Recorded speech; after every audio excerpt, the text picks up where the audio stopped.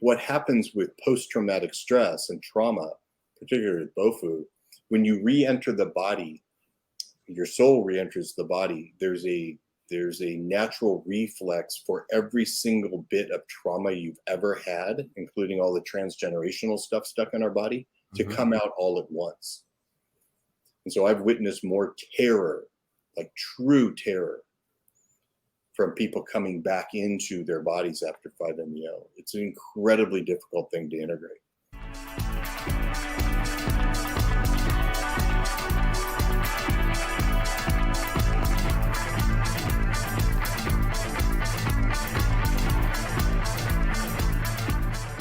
Hello, my friend, and welcome to another episode of I Love Being Sober, sponsored by Camelback Recovery, Arizona's preferred mental health and addiction treatment option to help newcomers on their path to recovery.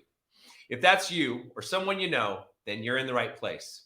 Because my name is Tim Westbrook, and I'm the CEO and founder of Camelback Recovery, here in the always sunny and always sober Phoenix, Arizona, where my team and I, over the course of many years, have helped thousands of people to stop their suffering and continue on their path to recovery. Today, I'm here with a man that had long-term sobriety, and a psychedelic journey led him to a relapse after 36 years. And we're going to get into it because I know that's not the whole story. There's a lot more to it, and I'm really excited about it. But after achieving a dual PhD in 2002, Doug Brackmann struck out to research the components of powerful thought and action, helping driven hunters focus their gifts. Doug has used meditation and counseling for years to help his clients learn to shift their perspective, be okay with how things are, and understand that they can always drive to be better. He's a best-selling author of the book Driven. So, as I mentioned, today, we're not going to talk about his book. We're not going to talk about limiting beliefs. I mean, we might get into that a little bit because that's his passion. But what we're going to talk about is his experience with psychedelics and how a journey led him to a relapse after 36 years of sobriety. And we're going to talk about his 12-step journey and going to meetings and not going to meetings and so forth. And there's so much evidence that supports the utilization of psychedelics, be it ketamine, psilocybin, MDMA, DMT, for people in recovery from both mental health disorders and substance use disorders. So this is going to be an insightful discussion. I'm really grateful that you're here today, Doug. Looking forward to it. Yeah, Welcome to the show. Yeah, and remember, Bill Wilson used LSD with 30 years of sobriety. So, I mean, I don't know if you know that, but I do know that. And you know what, actually, so abstinence is that's what worked for me. And I've been sober since 2011. And over the past few years, there's just more people that are speaking about psychedelics. There's more evidence that supports it being effective for lots of things, mental health and substance use. So let me recap my story. So I got sober in April 22nd, 1986. So I'm a high school dropout, lived in a car, profound true alcoholic, which means that when I start drinking, it is completely unpredictable what's going to happen. Okay. And I have not had a drink since April 1986. So I have not used cocaine since then. So it is a interesting, journey, but I can say this very quickly and easily. Early sobriety, and I say that's under 10 years, you're crazy if you think you can use psychedelics. You're nuts. So once you get some time under your belt, that is something that you really have to be careful with and explore, but not all psychedelics are equal. So yeah, I agree. That's good because you answered a question that I was going to ask you. We'll keep on going. Yep. So you got sober in 1986. I got sober in 86 and went to 10,000 plus meetings. I was, at least 3-4 meetings a week for 20 plus years. Okay. Took chips, got married, got, the whole thing in sobriety. Proud member of Alcoholics Anonymous. Just loved it. Absolutely loved being sober. And the adventure into psychedelics was relatively very conscious of what I was doing. What it opened the door to was freaking THC. man, it opened the damn door to gummies and all this stuff. And I can tell you what. Let's back up. What made you want to start exploring psychedelics? Like at what point?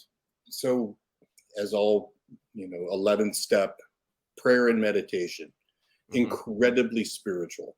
And so I've been to, 15, 20 different Zen retreats, multiple 10-day meditation retreats. It wound up getting, I'm a somatic experiencing practitioner, energy healing, trauma healing. Right. Was very well versed on all the Hopkins stuff around post-traumatic stress disorder, PTSD, was working in that world. Yeah. And just, slipped away from going to meetings, really just slipped away, 20, 25 years of sobriety, and just all my friends were sober and just kind of lived that world. But then as I got into, PhD, licensed psychologist, pretty classic, thought I had figured it all out. Right. You graduated. Story. And it, did it ever really turn into a relapse, where it was out of control and having any external consequences? The answer is, almost unfortunately, no. I mean, I can handle it. And that is a terrifying thing to me now with, I haven't had any medicine journey in almost 2 years now. Absolutely. When did you do your first medicine journey? So I had a bunch of clients that, entrepreneurs is who I work with. And that rage of medicine work started probably 10 years ago, 8 years ago. And I was, early adopter and went in and tried a, high dose psilocybin journey with mescaline. Okay. And profound spiritual experience. Okay. I mean, just amazing spiritual experience. And the potential for trauma healing was what opened my eyes. I mean, it is a magic to actually turn off the default neural network and get the brain out of the way of the body. And so I saw it as a massive tool. Right. And it did not open up any cravings for me, didn't have any desire to do it again next week. With high dose, when you're in those states, you're purging. It is not, it is not, right. Let's eat a bunch of mushrooms and go to go trip out at Disneyland. It is, you are deep in, and it is a profound, reverence is the way I looked at it at first. Like it was a reverent experience. Like this is a spiritual path. Right. And, had I kept it that, we probably wouldn't be on right now, or maybe we would, but talking about it in a different way.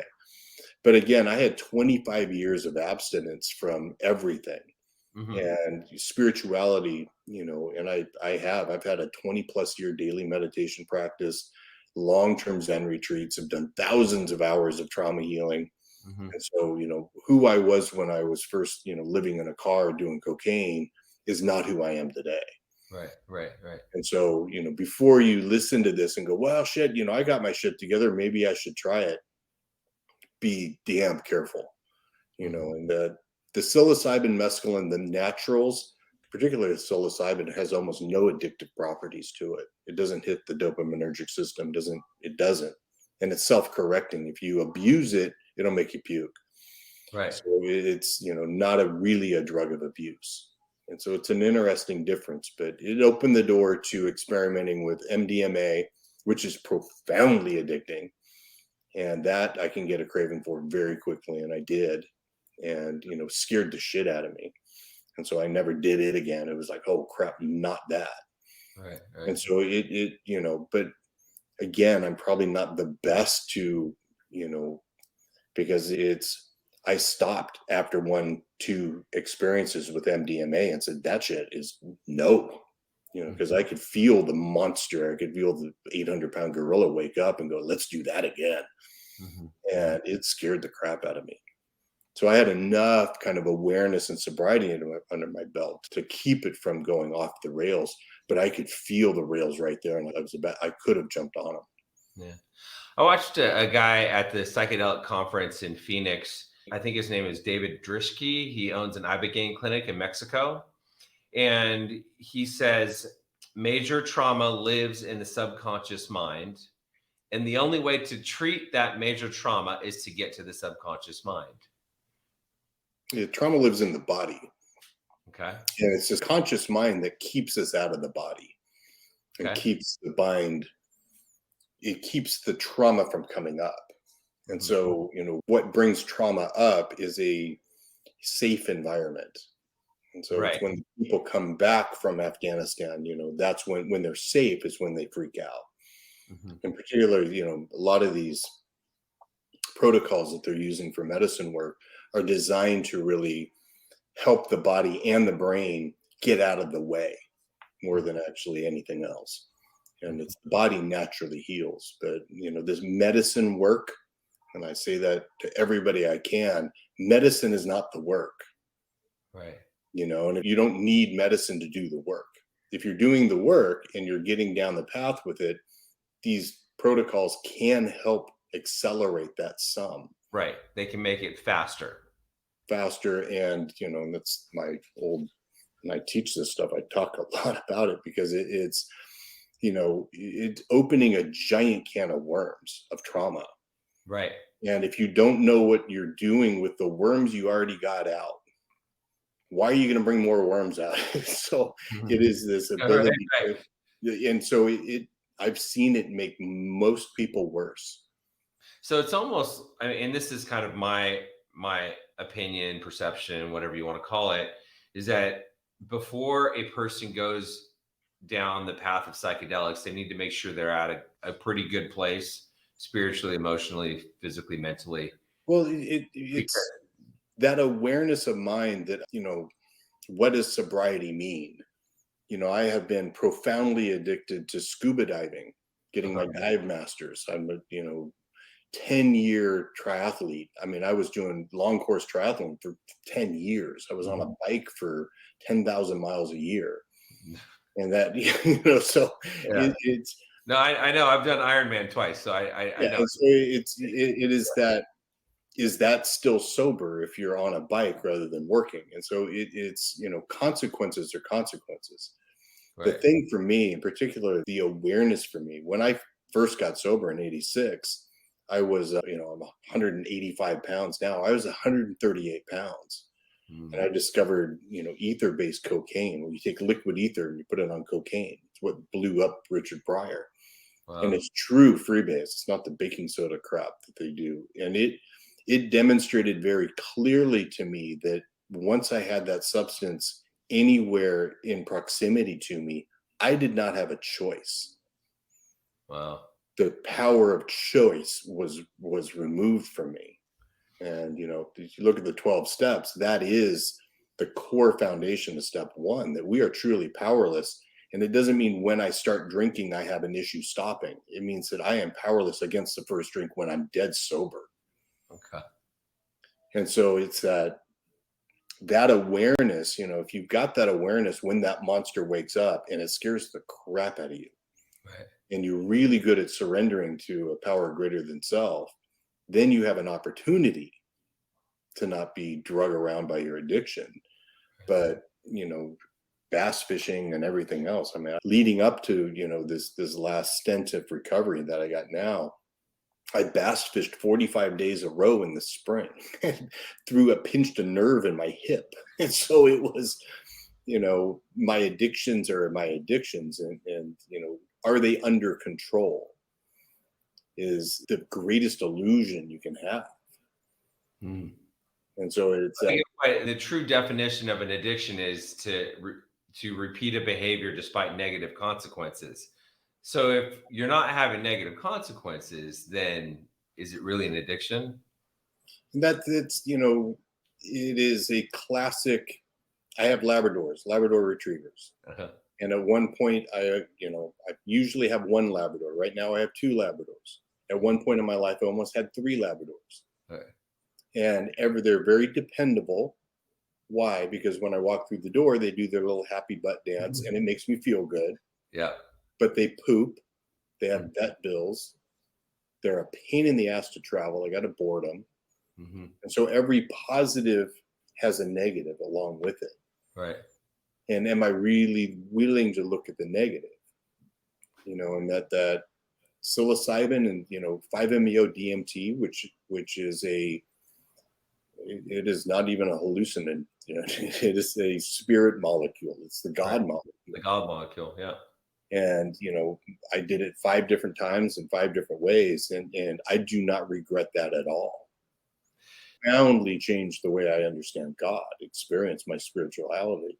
It led to me actually reducing. It was one of the things that, the other joke I always say, the weed we had back in high school is not the shit they have now. Holy crap. Right. Like, Right. I don't know what they figured out, but man, they got it figured out. And it scared me. A little weed pen, within. Thank goodness I have them in my hand because I can't stop. Yeah, thank goodness I got sober before that came out. Yeah. So your first experience was with psilocybin, right? Psilocybin and a derivative of mescaline. So mescaline is a heart opener. It's a naturally derived heart opener. It's San Pedro, or it comes from a cactus. Is that peyote? Peyote. Yeah, peyote Right? buttons are a cactus button. It comes out of a cactus. Right. And it's a very mild heart opener, meaning that it relaxes the fascia of the heart, increasing the likelihood of oxytocin coming into the heart. So it makes you it's very similar to MDMA. Okay. It's just not nearly as strong. Okay.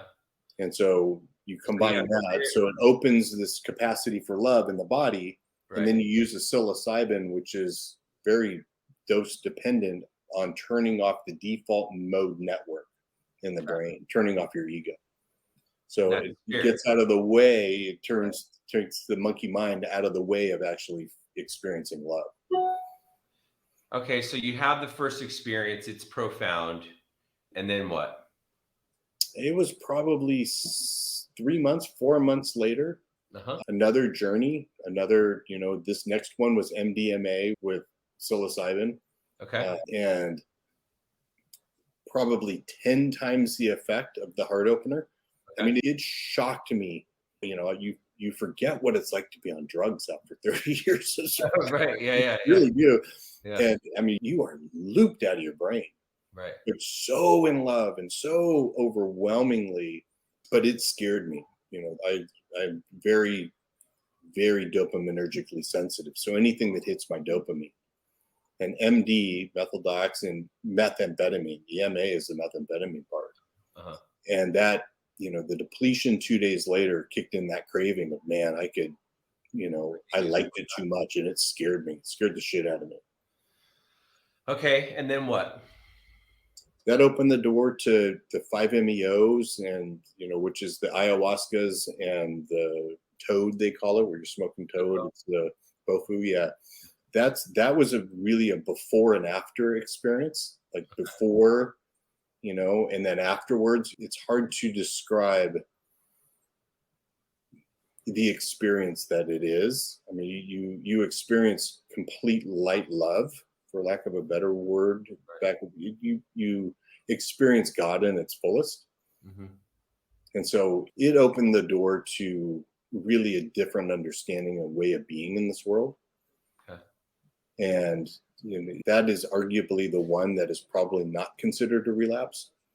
And I could, say that profoundly. It's about a 15-minute experience that opens, if you have questions about a power greater than yourself, Bofu will answer all those questions like right now.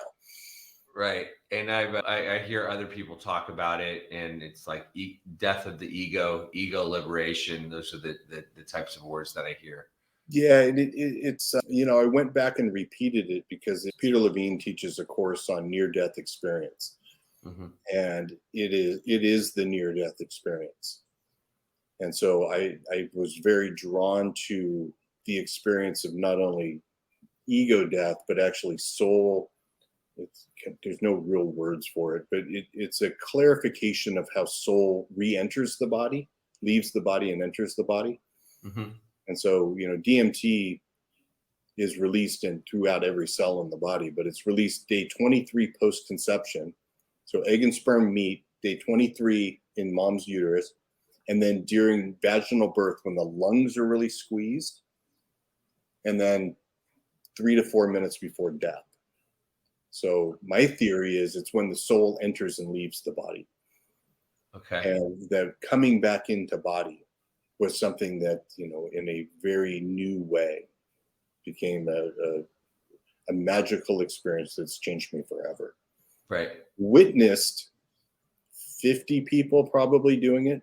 And in the interim between my medicine journeys, I was assisting and sitting with people and, doing integration work and helping them. What happens with post-traumatic stress and trauma, particularly with BOFU, when you re-enter the body, your soul re-enters the body, there's a natural reflex for every single bit of trauma you've ever had, including all the transgenerational stuff stuck in our body, to come out all at once. And so I've witnessed more terror, like true terror, from people coming back into their bodies after 5-MeO. It's an incredibly difficult thing to integrate. And so it is something that requires 6 months or a year of prep work if you really want to do it right. And then 6 months or a year of post-integration work to get the most out of it. So, it's not something, hey, I got to go try that. Yeah. What does integration work look like? Trauma healing. So somatic experiencing is what, kind of my forte into it. I've also done a lot of craniosacral where you're integrating, integration means wholeness, like integrity means wholeness. And what trauma does is it limits parts of our energy systems in our body. And so you're opening up these energy systems, these parts of our body that were split off because of trauma, we're literally waking them up out of dorsal freeze. Right. And the magic is to not let them go back to sleep or to keep them awake. But if that's the problem with trauma is it doesn't feel good. I mean, it's not Right, which is that's why people reach for the solution, because it doesn't feel good. Right. They don't feel good. Yeah. And so it's, early sobriety. This is your hell no. Right. Hell no to any of this stuff. And I can say that because you're just dealing, you've got enough trauma as it is. Let's figure out how to deal with all of that stuff. Right. And if you get 10, 15 years under your belt and you're really cruising, with an appropriate healer, with an appropriate shaman, with an appropriate reverence. Right. Like this is a mystical, spiritual experience. This is not going to get high. Right.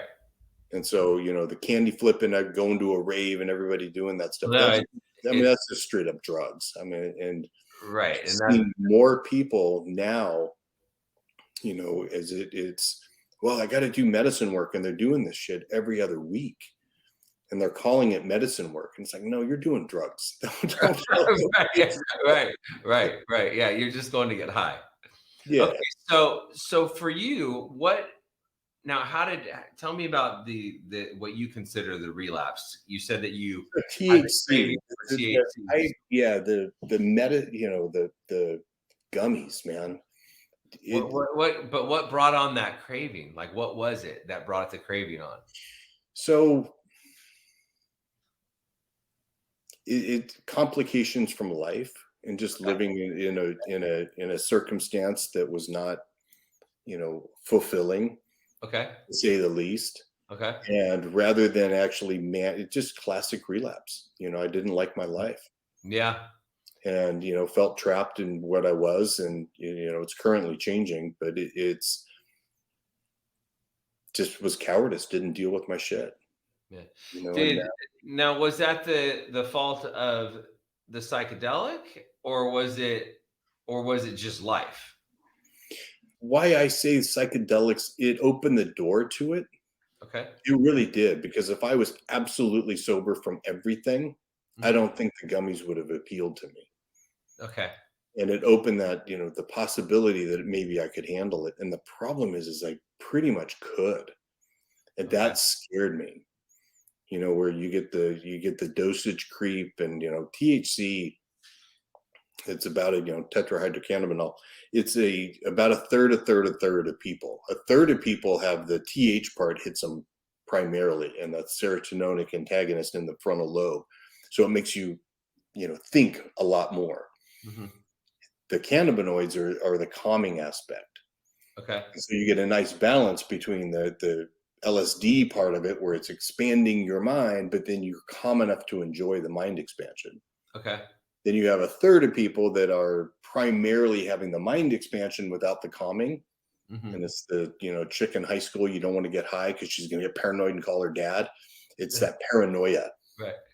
Then you have my third, which is the primarily calming part of it. Okay. And it's opium addiction. And I had the stuff in high school, that 3%, 4%, 6% indica. You get some good indica back in the mid 80s. You got the shit they have today is drugs. I mean, it is. You take a 30 milligram gummy, you are tripping. I mean, you are on the moon. Wow. And so it scared me. Mm-hmm. And you wind up getting a thing of gummies, and just playing the game where I'd take a couple and then throw them out and stay over for 3 months and then buy them again, and somebody send me some, and it opened up that craving wheel. The dragon was awake a lot. It was awake again. How long were you doing the gummies for? On and off, probably 2-3 years. Wow. And it I would go for months in between. But it didn't lead to anything else.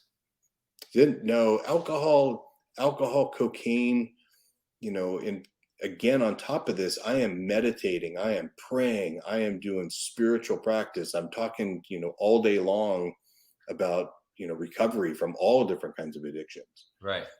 And so I was honest with it, and just saying, yeah, I can't do that gummy shit, man. And then somebody, wind up with another bag of them from somewhere and something, and just, damn it. Yeah. I'm out again. And it now that I'm completely clean again, and I haven't done any medicine work in probably 2 years, any psilocybin on that. And that's not appealing. I mean, that doesn't have that same craving. But the craving for gum, that craving for THC still comes back around. I go walking downtown. I live in Nashville. Go walking around down there, and you get that whiff of the weed pens or whatever. I can feel that monster wake up. Right. And that scares the shit out of me. And that fear of losing what I have. Mm-hmm. So when did you finally, I guess, because you said that you kind of had it under control. What made you finally decide, okay, I need to be done with this. I need to go back to the rooms, to the 12-step room. So it was, I sitting on I live on a giant lake, and I bass fish a lot. Used to bass fish a lot. Listen to my worship music on the front of my boat, bass fishing, praying for change. Life circumstances needed to change, and had a home fire. Had a near-death experience in my home with a fire that lit. Oh, the other thing that I was screwing around with was kava. Okay. And elixirs, tonic things at night, and just kind of, using something just to take the edge off. Right. And feeling that block in spirit, looking for something outside of God to make me feel better, was just feeling that emptiness again. Right. Praying for change, and through circumstance, and had a house fire, and luckily it was very minor, but it literally scared the crap out of me. Well, how did the house fire happen? So I was, because of my bass fishing, I had pinched an L3, L2, L3 in low back, and had sciatic pain going down my leg. So I was on prednisone and Flexeril, and was actually screwing around with paraffin wax down in the basement. And the paraffin wax dripped on the hot plate, flashed on fire, and it was 11 o'clock at night. I took my bathrobe off, threw it on top of it, which turned the whole pot over on top of the pot plate, and that flashed on fire. Okay. And it literally my life flashed before my eyes. My kids are in the house, wife's upstairs, and I'm screaming to them, and it was so parallel with me fishing earlier that day and praying. It was literally, it felt like it was a spiritual experience. It was a really profound spiritual experience, probably one of the most profound I've ever had. And it was, come through. Literally it took me about 5 days, 7 days to figure out how close to death I actually was. I'm actually, part of my practice is long range competitive shooting, and I teach meditation at gunpoint. Okay. So I integrate it. So I have 300 pounds of smokeless powder down in the basement where this fire was. Wow. Yeah, and so it literally, and then 4 days later, when I'm cleaning up the basement, realized how close the fire was. It was like I should be dead. Wow. And wife and kids are in a hotel. It's coming up on Christmas, and it was one of those evolving spiritual, like God literally put the hand on me and said, "Not, I need your dumbass for something else." Right. And right. so that is my new sobriety. November 19th, 2022, and just threw all the kava crap out. Through I did have some gummies in the house, and threw everything I had out, and just feel like I'm back. Started going back to meetings, and it is so good to be back home. Yeah. I mean, I had forgotten how, to see that desperation and that pain again of early sobriety, and being in that place too, and it God called me home. I've seen quite a few people that have relapsed after 10 years, 17 years, 8 years. And those people, it seems like they really have trouble coming back. And it's like it's like they already know the program, they got it all figured out. Like I know when I was a newcomer, I got sober one time. And it's like when I was a newcomer, I was going to meetings every single day. I was chairing meetings, I was doing all the service, I was taking all the suggestions. And it seems like that's good. But for someone who already has it figured out, it's like they don't want to do it because it's like I've seen it go both ways. There's a guy in the meeting I'm going to tonight that he's got, God, I think he's got 30 years now, but he relapsed after 10. And it's an act of God. I'm convinced of that. I've been around the meeting, been around this program for 40 years now, and it is so much of a gift to come back. Yeah. That I didn't miss that. Is the recovery pretty strong in Nashville? Yeah, where I am, it's really strong. Where are you at in Nashville? I'm in Hendersonville. How far is that? I'm 11 miles north of Nashville. Okay, how far is that from Franklin? About 30 miles at the most, 25. Okay. So just as far north, I'm north Nashville, they're south Nashville. They're about 11 miles south, and I'm 11 miles north. Gotcha. Okay. And it's good sobriety, and it's real sobriety. It is grounded in faith. It's grounded in God. Yeah. So your opinion of psychedelics today? I think it's an interesting tool for somebody who knows how to use that tool. I don't think there's very many people that know how to use that tool. So it's if you're sober and you're drawn to it, it's a relapse. If you're really drawn to it, that's your disease talking, I promise. Okay. And if it's something you've got long-term sobriety and you're already in trauma healing and there's some walls that you can't get across, maybe. And I mean maybe. So how would a person know that it would be appropriate for them to explore some sort of a journey? Yeah, I would be very careful with anybody local. I would strongly suggest you go, the ayahuascas or the DMTs are a lot safer. Okay. Ibogaine in particular. That is not a drug of abuse. Ayahuasca is not a drug of abuse. I mean, you're going to puke your guts out, and you're going to, it is not something that you're going to take lightly. Where if you're taking it too lightly, it's a relapse. If you're really conscious and talking to your sponsor about it and talking at meetings about it, saying, hey, I'm thinking of doing this, and people are going, dude, fuck, no way. Listen to it. But if you got long-term sobriety and you're doing all of the work already, Mm-hmm. maybe. And I mean, it's a very questionable maybe. And that's, I've met a lot of people that, like me, I have no desire to drink. That obsession for me has left a long time ago and never came back. Right. And, the THC shocked me how quickly it just grabbed me. All the other substances, MDMA scared the crap out of me. And that was the second time I did it. It was like, oh, never again. Mm-hmm. Never again. Because it's, but I have a life worth staying sober for. I truly do. Yeah, right. And so I didn't want to lose my life. I didn't want to pay the consequence. And I've watched it. I work in recovery to some degree. I watch up what alcohol and drugs do all day long to most people. Mm-hmm. So I never lost that real understanding of this is thin ice. What the hell are you doing, Doug? Yeah, it's like this is a slippery slope. Very slippery slope. Mm-hmm.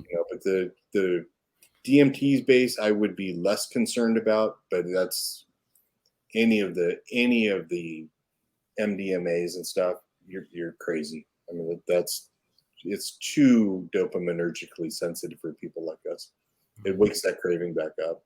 I think that had a lot to do with that THC because it just opened that monster back up. Right. So will you continue using psychedelics? The Ibogaine maybe. Okay. I mean, that's a maybe, but that's another near-death experience, and that appeals to me. But you can get there with holotropic breathing anyway, so it's not something that you need to do. It works. It is. It's so yeah. If you're new and you're thinking about this stuff, get it out of your mind. When you get 20 years of sobriety, maybe entertain it. Right. So that's a safe number. I mean, I know. I remember when I celebrated 5 years, people said, "Congratulations, you're no longer a newcomer," and that was at 5 years. And now you're saying 10 years, and then you're saying 15. Now you're saying 20. 20. 30 minutes ago, you said 10 years, and now you're 10. It is. I see a lot of people relapse around 10, and I see a lot of because you just forget. Mm-hmm. And that's something fortunate for me is that I work with a lot of suffering people in my private practice as a psychologist, and I see the chronic discontent that God-shaped hole in people's hearts. Right. And it's something that I hopefully never forget how bad it really can get. Mm-hmm. But facing a fire in front of 300 pounds of smokeless powder, if that ain't enough to wake your dumb ass up, I don't know what is. Right. So THC I will never touch again. MDMA I will never touch again. I hope to God, knock on wood, double prayer there. Same with alcohol and cocaine. And somebody offered me a damn cocoa leaf at one of those healing circles or whatever, and I get the hell away from me. It scares. It just, I respect addiction too much. Right. So what advice do you have for people that are in recovery that are wanting to explore psychedelics? And I know you kind of already answered this, but it's your first answer is don't do it. But dig a little deeper. That exploration is because what you're seeking is God. Mm-hmm. And that's a wonderful impulse. It's just medicine won't take you there. Okay. It'll point the way there, but it will not take you there. You got to be willing on your own. And that's the other, I often say that about 5-MeO DMT. Well, do you think if the whole world did it? And I always say, if the whole world was ready to do it, they wouldn't need to do it. Right. And so it's that real deep, and I'm an adding, I have done some wild meditation, and I still have it. I'm 375 days in a row now. And so I'm even through all of this, I've been a daily meditation practitioner. Mm-hmm. And so understanding trauma and understanding what's in the body and understanding how to get at this stuff is way more important. And pursue trauma healing before you pursue medicine. Mm-hmm. And trauma healing, meaning that, being able to experience these expansion and contractions in the body and moving energy through the body and all of those kind of practices are way more important than the medicine. For a person, because that's not something that we talk about in the 12-step rooms, what's your suggestion for somebody that wants to start working on their trauma? What's step one? Where should they go? Who should they talk to? So I refer everybody to Peter Levine. He does, there's several different modalities out there, but he does a 3-year training. And the 3-year training, you wind up with a somatic experiencing practitioner, an SEP. Mm-hmm. You go to traumahealing.org and you find a practitioner, find 5 of them. There's a zip code search in there, and just go check out 5 of them. You can buy his books, Waking the Tiger, or, and an Unspoken Voice is another one. And there's a bunch of it. Bessel van der Kolk is another good one. He doesn't have his own courses, but he and Peter are dear friends. They were both teachers of mine. So, it's good stuff. Score. Keeps the score. We've got our Dr. Robbie Westerman is one of my partners on Camelback Integrated Health and Wellness, and he worked under Bessel at Meadows. So, and he worked under Peter. He was at the Meadows for 13 years. So yeah. I was at Esalen back with those guys back way in the. This was 20. So I got sober in '86. Right. Entered grad school in '91 in San Diego, and just by chance, he was my dissertation chair's. Peter Levine was my dissertation chair's roommate at Berkeley in the '70s. Wow. So talk about God's hand moving. There's over and over and over again. I went to this trauma healing workshop, an intensive, like a week ago in Idaho. I'm not even going to get into it, but it's just like, there's no way. Like some of the stuff that happened, and I'm not going to get into it right now, but it's just it's literally this. Where science is meeting biology, which is meeting spirituality, which is meeting recovery, which is, all of these things coming together at the same time. It's just an amazing time to be alive. It is. But, if you really have addictive personality like I do, I don't regret, but, I'm so cautious. I would, if you're new in sobriety, put it out of your mind and just don't even consider it. If you got 20 years of sobriety and you're doing the trauma work and you're in this, you'll know if it's a relapse. Yeah. I go, I still go to meetings. I'm still sponsoring guys. And I tell you, going back to meetings, it's one of the best things I do, because I see people that go back out and then they try to come back in and they can't. Oh, I say that all the time. Yeah. I let people relapse for me and I watch. Right. Exactly. Watching it, it's like, damn. No, I have such alcohol. I was a tequila drinker and I love tequila first thing in the morning. And it still, with all the, it never has appealed to me since I really worked through the steps on it. It just freaks me out. That recoiling it, from a hot flame is true. Mm-hmm. Even on the MDMA and all of it, it was like, hell no. And so, my consciousness never really went down that path, but I could see how it could, and it scared me enough, and I've never lost the fear of it. But yeah. So I don't think there's one particular answer, but if you are drawn to it, don't do it. If you're scared of it and you think it might be a tool that you might want to use, and you find a really cool place in Peru and you want to go do some ayahuasca and, puke your brains out for 3 days and or ibogaine is another one that is a very powerful medicine that takes you to the edge of death. Mm-hmm. And so it's not, it tends to really help with all your other addictions. It forces you to realize what a waste of time those things are. Right. We're coming to the end of our time. Is there a question that I should have asked you, or that you wanted me to ask?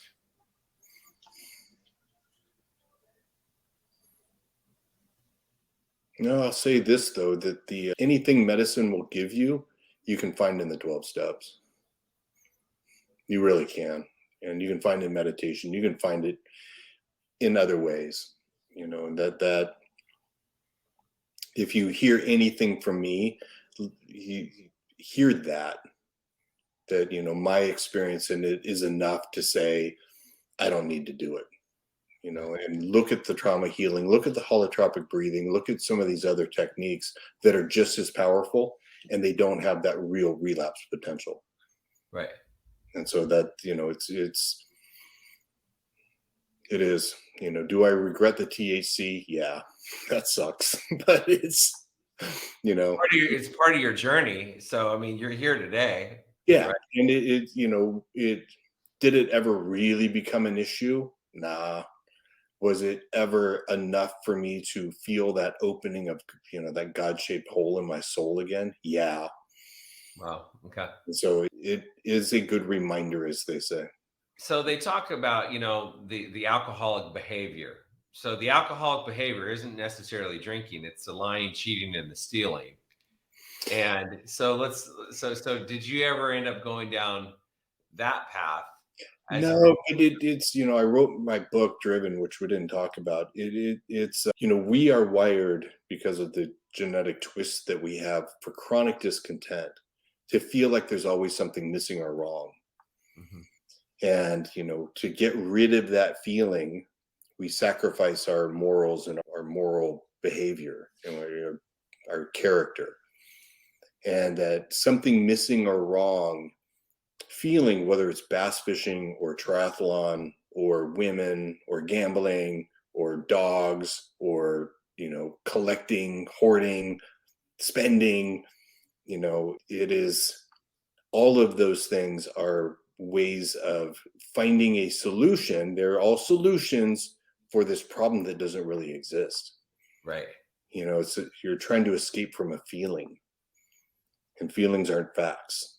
And so, but waking that up for me with, THC scared the shit out of me. Mhm. So, oh my God, I can't shake that feeling anymore. No matter how much I meditate, no matter how much, and it scared the crap out of me. So behaviors are addictive behaviors, and I teach it to everybody I work with, it's choose your addictions wisely and put boundaries around the consequences that you're willing to pay, and guardrails. And as you get close to those boundaries, and as long as you're honest with them, and that capacity to be honest with yourself never really left me. And that is it started to, and that's what scared the crap out of me, particularly with THC. But lying and cheating and stealing, that's I am no, that's not part of this one. So it's, Right. Right. I've been honest. Yeah, I can be honest with it. It doesn't scare me. That it's the dishonesty piece. You're as sick as your secrets. Mhm. So I try not to keep too many secrets if I can. Yeah. I mean, like, I want to feel good, right? I'm honest because I want to feel good. I, Yeah. I mean, that's mainly what it comes down to. Okay, so we're pretty much at the top of the hour. I love your book. I love your program. I don't know if you want to speak to your book or Driven. I am Driven a little bit here with the Yeah. couple. So so with all of my professional practice is really going into and diving deep into understanding what is the addictive behavior, personality type, and the genetics behind it, and really understanding that in 1935, when they were writing that book, they were suspecting these things, and Dr. Silkworth and all of that. In the last 85 years, there's a lot of understanding that we're supposed to be this way. And I do love being driven. I love being an alcoholic. Yeah. I wish there was. I mean, I am who I am because of Right. it. And so embracing that, that who you want to send an alcoholic or I've heard that all the time in the meetings, an alcoholic spends an eternity trying to escape from a reality that doesn't even exist. So, Right. and that's because we have this wiring system that, makes us different. Like 3, 4, 5, 7% of the general population, we're not normies. Hmm. And the real problem with that is that we tend to use our emotions as a formation or foundation of our identity. I feel bad, therefore I am bad. And if you go into a normie psychologist's office, they can't understand why we feel this way and why we think this way and why we are this way. We look crazy to them. But my book Driven really hopefully normalizes, that we're supposed to be this way. And the And driven individual has neuropeptide Y. Is that yeah, correct? so there's a couple of foundational genetics and epigenetics and all the genome people always hammer me on this because I oversimplify it. In two basic constellations. One is boredom, genetics around boredom, dopamine receptor number 2, and it goes to the hunter-farmer theory. So most people adapted to the agricultural revolution over the last 4,000 years. And what is a farmer? They can sit still. They're very tolerant of staying in the same place a lot. They're very tolerant of boredom and boring situations. Where hunters, on the other hand, we're wired for chronic discontent. We're wired to feel like it's not okay right here, right now. And so we are really wired for a different world. And that wiring system makes us look crazy to the normal people. But from our point of view, they look, I don't know how that you can sit in a cubicle for 8 hours a day and just do the same damn thing over and over and over again. It makes me want to crawl out of my skin. Right. And so what Driven does, it gives a logical, rational explanation for why we exist.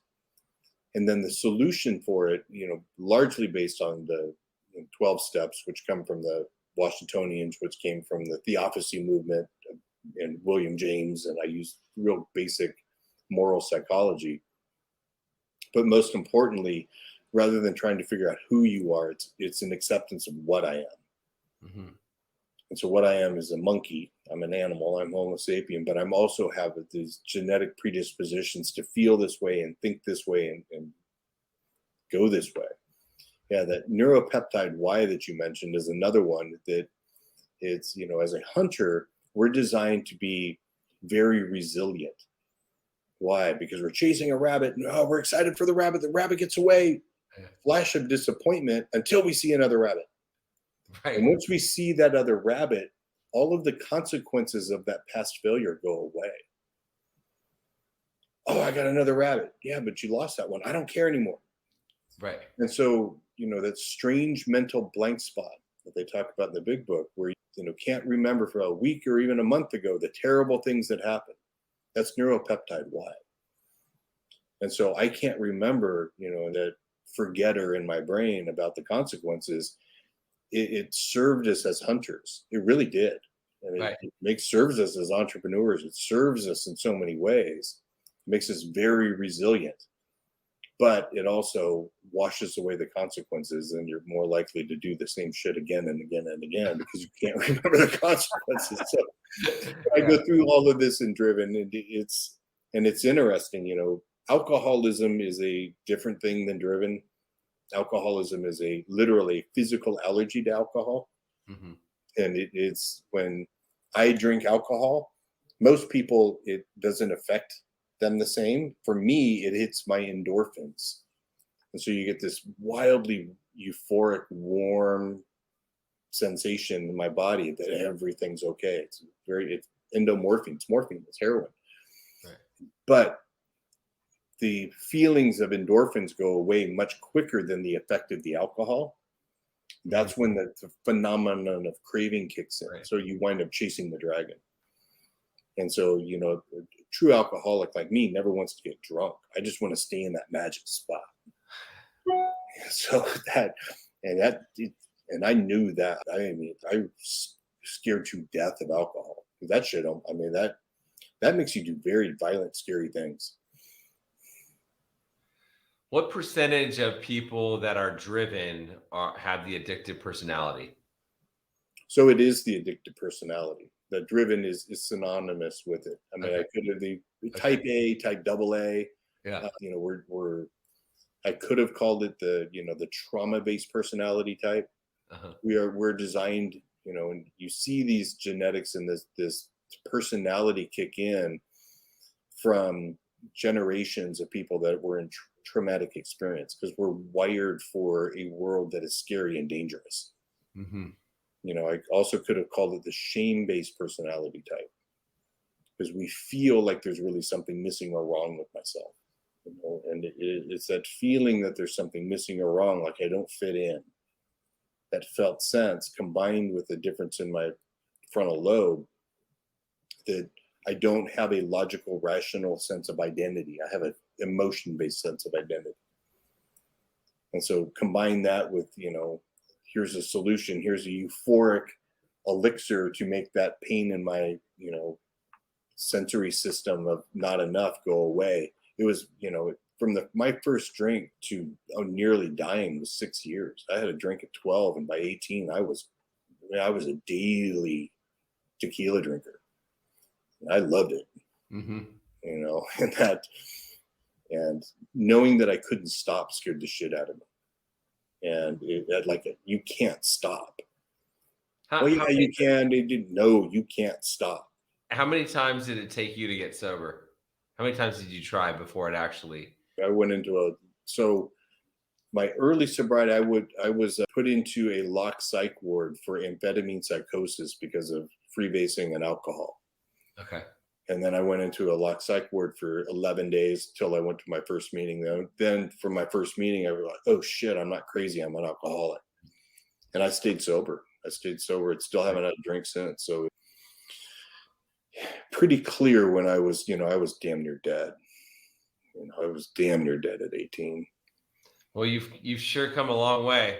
I mean, yeah, and I dodged a damn bullet. I really did with the THC. It could have opened up Pandora's box, and I'm profoundly grateful I'm sober today. Right. So. Well, I sure do appreciate you, and I know we're coming up to the hour here, and I appreciate you. I'll come back, and you got to get on my podcast. But I will come back, and we can talk all about driven and that alcohol. Yeah. But not all alcoholics are driven, and not all drivens are alcoholics. So it's an interesting. That's like, what's the differentiation? I'd love to talk more about that. Thank you for being here. How can people find you? How can they learn more about you if they want to? All things Dr. Doug is at iamdriven.com. Okay, I already put that on there. Iamdriven.com. That's all you need to know, and then you can get it all. Yep, that's it. Boom. Okay, there you go. Awesome. All right, thanks for watching, and I look forward to seeing y'all on the next episode of I Love Being Sober. Dr. Doug, thank you again. I appreciate you. Thanks, Tim. Yeah, appreciate you. Bye. If you found this video to be of value, be sure to like it, subscribe to our channel if you want to see more videos, leave a comment if you have a question, if you've got something to say. Camelback Recovery provides treatment services for people struggling with mental health, mental illness, addiction, alcoholism. So if you or someone you know is struggling, be sure to reach out to us. You can go to our website, camelbackrecovery.com, or our information is in the comments section below.